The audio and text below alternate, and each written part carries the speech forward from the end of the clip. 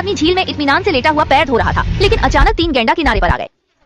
जब महिला ने रोना सुना तो वह जल्दी से छिप गई और फिर भयंकर शिकारियों के एक समूह के पास चली गई। यह पता चला कि वे अभी अभी गैंडा पकड़ रहे थे और वह इतनी डरी हुई थी कि वह पानी में बैठ गई और कांप उठी। आधे घंटे के इंतजार के बाद आखिरकार जंगल शांत हो गया और 3 यूनिकॉर्न को शिकारियों ने अपने कीमती जानवरों के पैरों से काट लिया है। जंगल में पली बड़ी सोनिया को अचानक दर्द होने लगा। वह केवल गैंडा की पीठ पर लेट सकती थी और प्रार्थना कर सकती थी। इसके बाद वह पूरे रास्ते खून की तलाश में एक खतरनाक यात्रा पर निकल पड़ी। 3 दिनों के बाद शिकारी की मांद आखिरकार मिल गई। सेना के पूर्ण विनाश को रोकने के लिए उसने पहाड़ को जंगल में छोड़ने का फैसला किया। रात में वे चुपचाप शिकारी के शिविर में घुस गए। यह पता चला है कि लोगों का एक समूह मूल्यवान जानवरों के पैरों को तोड़ रहा है। लोगों का एक और समूह बड़े बिच्छू को भगा रहा है। सोनिया को इन शिकारियों ने जो किया उससे नफरत थी। जैसे ही मैं बाहर निकलने वाला था और उन्हें सबक सिखाने वाला था, लेकिन हंगामा मच गया। यह पता चला कि पृथ्वी सम्राट का सुपर रथ दृश्य में आया। तुरंत सभी ने जमीन पर घुटने टेक दिए और प्रार्थना में झुक गए। यह पता चला कि सम्राट जानवरों और मनुष्यों के बीच लड़ाई का मैच देखने के लिए बहुत उत्सुक था। इसलिए उसने शिकारियों को हर जगह अपने असली जानवरों का शिकार करने का आदेश दिया। फिर वे अपने जीन को मानव शरीर में इंजेक्ट करते हैं। उसके बगल में शेर के सिर वाला गार्ड सम्राट का पसंदीदा रिमोडेलर था। सोनिया नहीं चाहती थी कि जानवर का इस्तेमाल सम्राट के मनोरंजन के साधन के रूप में किया जाए।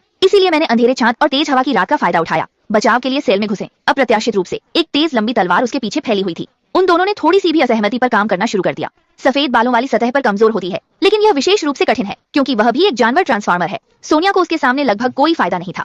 दोनों के बीच भीषण लड़ाई ने दर्शकों को जल्दी ही आकर्षित किया। हर कोई देखना चाहता है कि कौन अंत तक जीवित रह सकता है, सुधारक या सामान्य व्यक्ति। महत्वपूर्ण क्षण सोनिया का माउंट अचानक प्रकट हुआ। जब मैं भागने की तैयारी कर रहा था, लेकिन शेर के सिर वाले आदमी के एक मुक्के से वह बेहोश हो गया। जब मैं उठा तो मैं पहले से ही बंधा हुआ था। शेर के सिर वाले आदमी ने टांका लगाने वाला लोहा लिया और उसे प्रताड़ित किया, लेकिन सोनिया बहुत जिद्दी है, दर्द से बिल्कुल नहीं डरता। सम्राट ने सोचा कि इस महिला का कंकाल अद्भुत है, यह एक ऑर्क में बदलने के लिए विशेष रूप से उपयुक्त है। अगला उसे सम्राट के लोहे के पिंजरे में भर दिया गया था। मैं कुछ दिन और रात चलता रहा। अंत में महल में आया। सोनिया पहाड़ों में पली बढ़ी। मैं अपने सामने की इमारत से चौंक गया था, लेकिन वह उसकी सराहना करने के मूड में बिल्कुल नहीं थी, क्योंकि सैनिक उसके घोड़े को कोड़े मार रहे थे। अपने साथी को प्रताड़ित होते देख वह क्षण भर में आग बबूला हो गई। उसने जोर से दहाड़ मारी और अचानक अपार शक्ति के साथ फट पड़ी। एक सैनिक तो उसके हाथों मारे मारे बच गया। बाकी लोगों ने उसे जल्दी से लोहे के पिंजरे में बंद कर दिया। फिर उसे एक विशाल गड्ढे में डाल दिया गया, जहाँ आने वाले हर इंसान को राक्षस में बदल दिया जाता था, और वह गड्ढा खड़ी निगरानी में था। मक्खी भी वहाँ से नहीं निकल सकती थी, इसलिए सभी ने चुपचाप अपनी किस्मत मान ली। पर सोनिया एक बेरहम राक्षस नहीं बनना चाहती थी। भागने के लिए वह रात भर चट्टान पर चढ़ी रही, पर गड्ढे के लोग शांत बैठे तमाशा देख रहे थे, क्योंकि गुफा के मुहाने पर कुछ विशालकाय रक्षक खड़े थे। ऐसा लग रहा था जैसे सबको पहले से ही अंजाम पता था,